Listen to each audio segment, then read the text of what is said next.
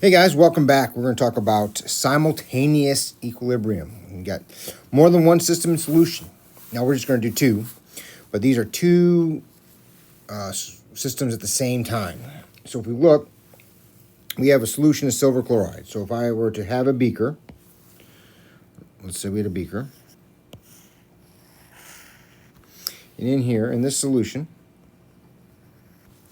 I got a little bit of silver chloride, AgCl solid down there, and I got silver ion floating around, and we got chloride ion, right? And to whatever the concentrations are at that KSP at that temperature. If we add sodium bromide, right, we get Na plus in solution. So we're going to add some NaBr in here. So Na plus and Br minus. Well, what are the options with this? We learned earlier that sodium salts, these guys are generally soluble.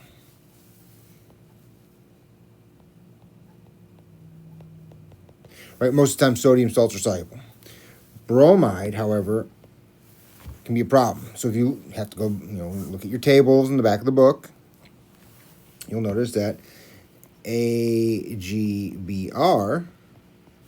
also has a KSP.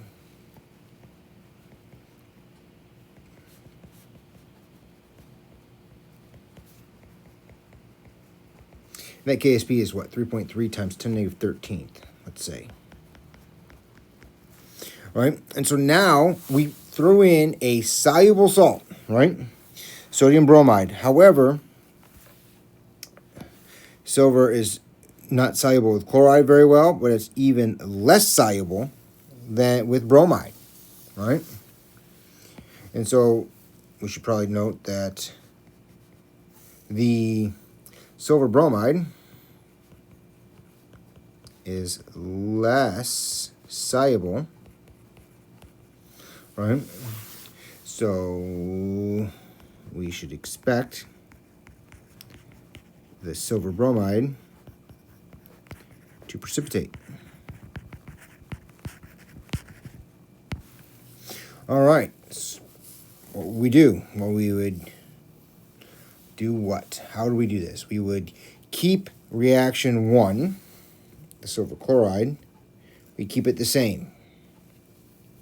So I'd have AgCl solid, right, going to Ag plus and Cl minus with KSP. Then we would flip 2. So we did Ag plus Br minus to get you what? AgBr solid.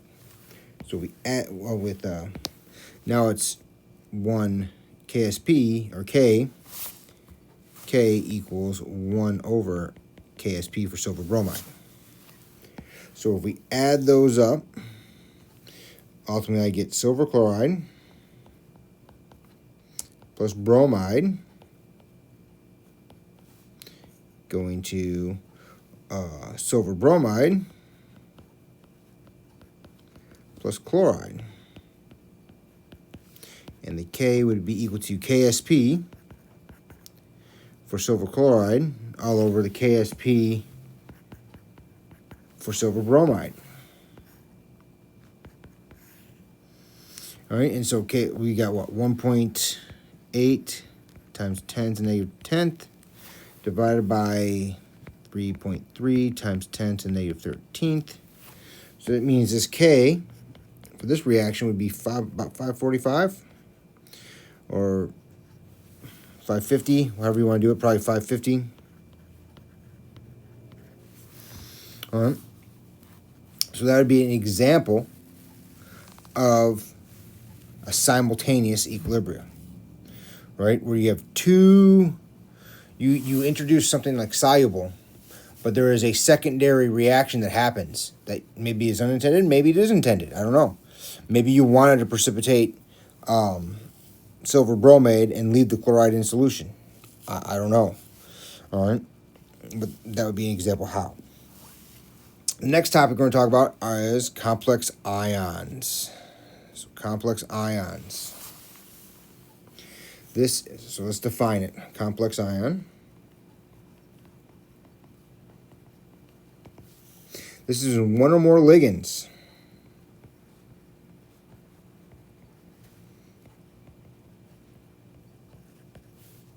Which is a Lewis base.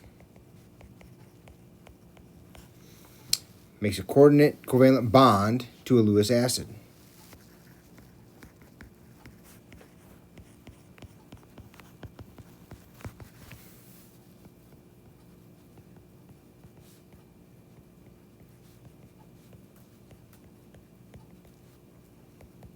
Right?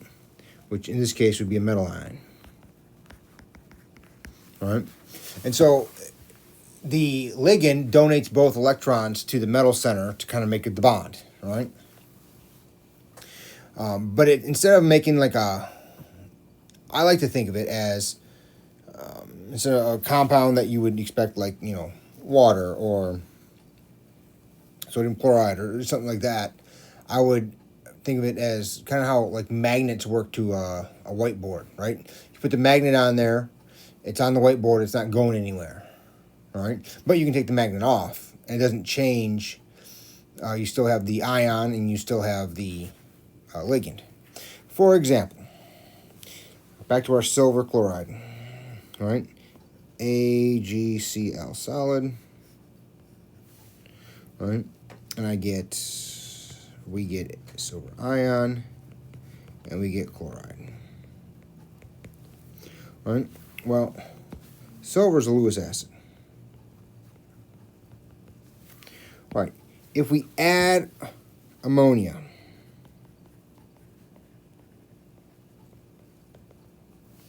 which means in the presence, right, silver ion, the free silver ion, will react, in this case it's two ammonias,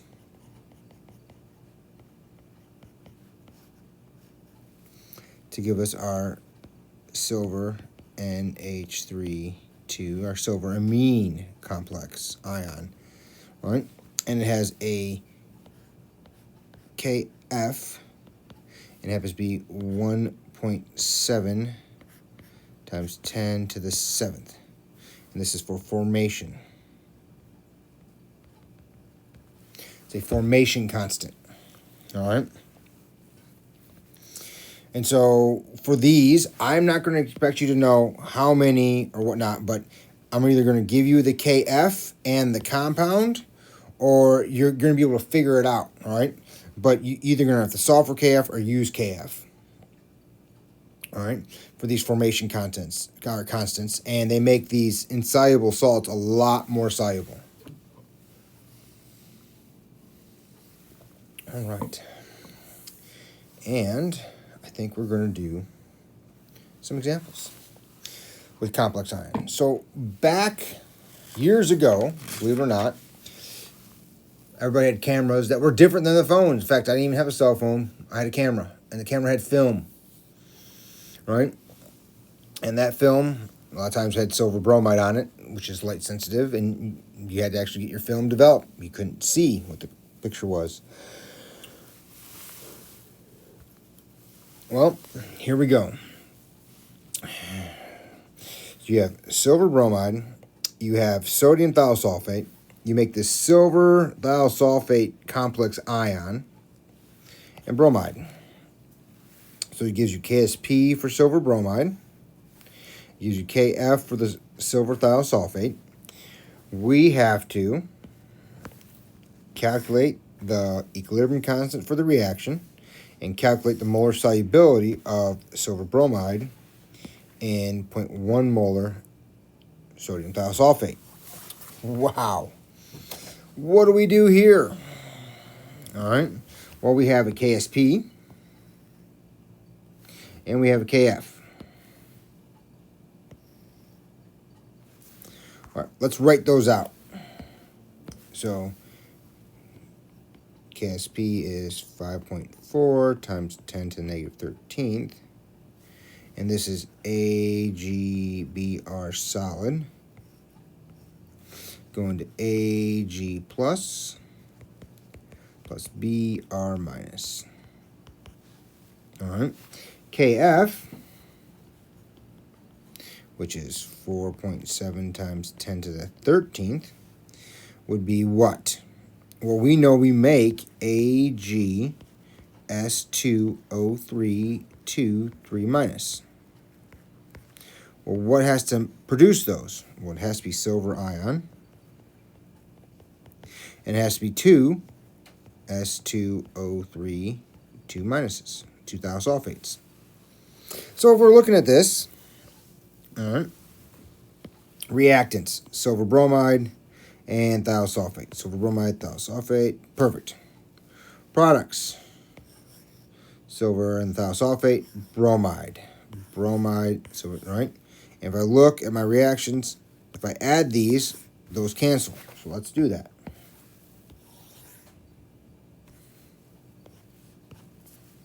And so if we add these up, I would get silver bromide plus 2 S2O3 2 minus 2 thiosulfates, going to silver with our complex ion with sulfate and bromide. And this K would be what? It would be the KSB of silver bromide all over the KF of our complex ion with silver and thiosulfate. All right, so if we do that math,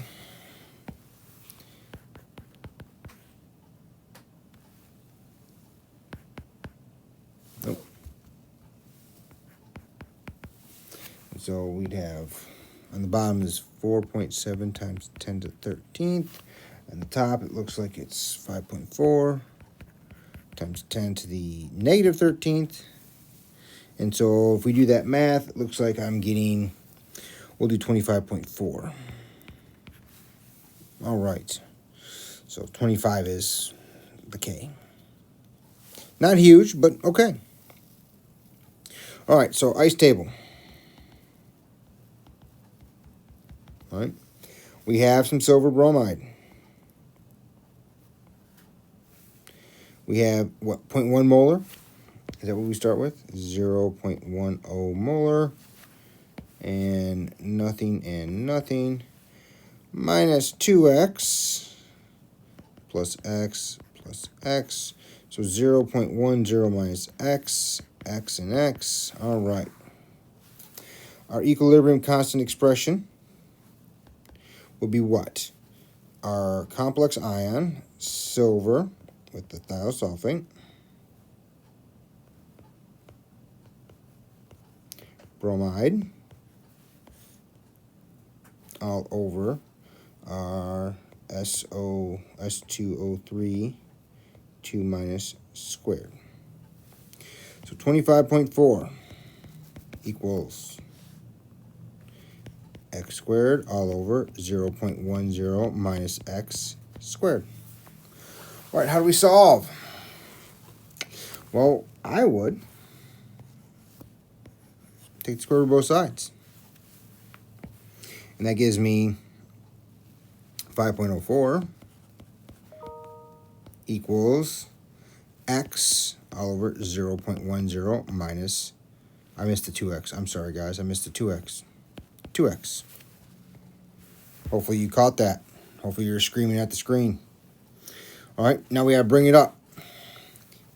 5.04 times the 0.10 minus 2x equals x. All right, and so 0.504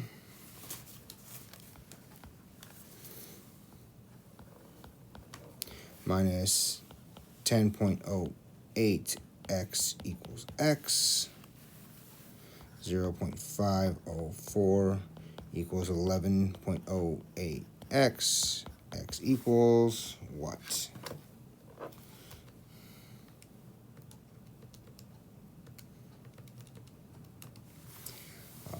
0.045. All right, what does X represent? In this case, X represents the concentration of bromine, which then equals the concentration of silver bromide. And that's what we're trying to calculate, right? We're calculating the equilibrium constant, which is what we did. So we needed to calculate this. This was part of what we had to calculate. And then we had to calculate the solubility of silver bromide, which is this. And so concentration of silver bromide is 0.045 molar. All right. And we will highlight that. Alrighty, fantastic. What's next? Will precipitate form, on the mixing of equal volumes of these two solutions. All right. Barium chloride and sodium carbonate. Well, let's look.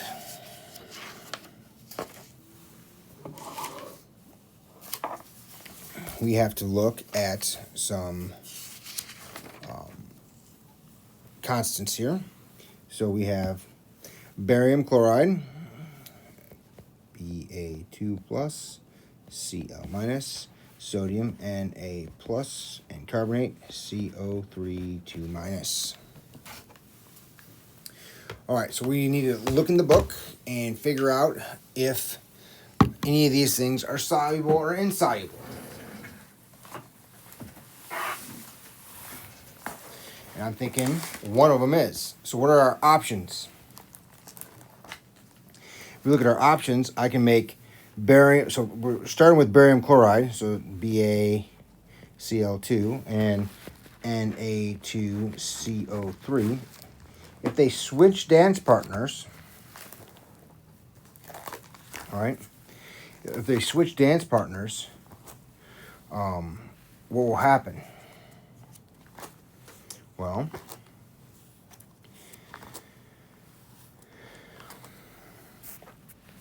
I would get BaCO3 and NaCl. Oh, I'm thinking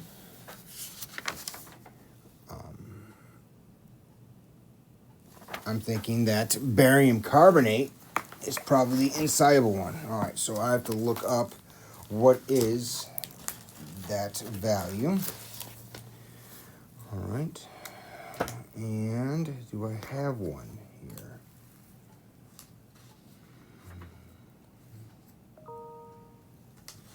Carbonate. Barium, 2.6 times 10 to the negative 9th. There's your KSP. Excellent. All right. So now we can continue. All right, so we're mixing equal volumes. That's very important. Okay. So what does that mean for the concentrations? If you remember, M1V1 equals M2V2, right? So we have equal volumes. If the volume doubles, the molarity halves. All right, so for A, I'm going to write this down. Volume doubles. Molarity halves. All right, and so we would have barium. I would have 1.5 times 10 to the negative 3rd molar barium. And we'd have 1.0 times 10 to the negative 3rd molar carbonate. That's a horrible 3. Carbonate. All right, let's write out our expression.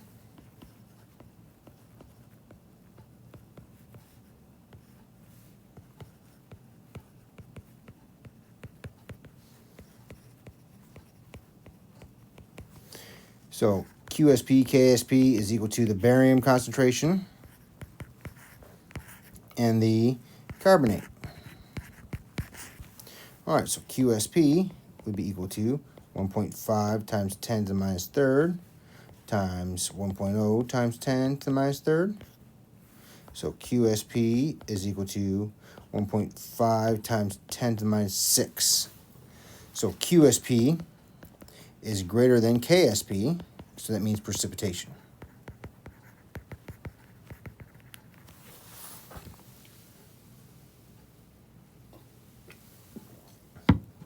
All right. Next one for B. Barium nitrate and sodium carbonate. So barium nitrate, now we got half of 1.0 times 10 to the negative fifth. You can either do 0.5 times 10 to the negative fifth molar or 5.0 times 10 to the negative 6 molar barium. And carbonate would be 2.0 times 10 to the negative 5 molar. All right, so QSP,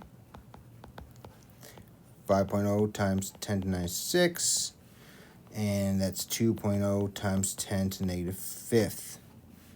So QSP would be, what's that?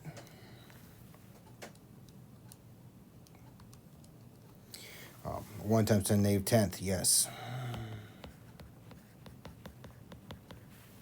And that means QSP is less than KSP, right? Because KSP is 2.6 times 10 to the negative 9th. So no precipitation.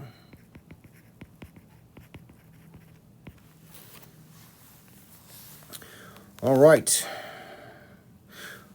We will stop there. There's one more example to do in the next video, and we'll pick up with that one.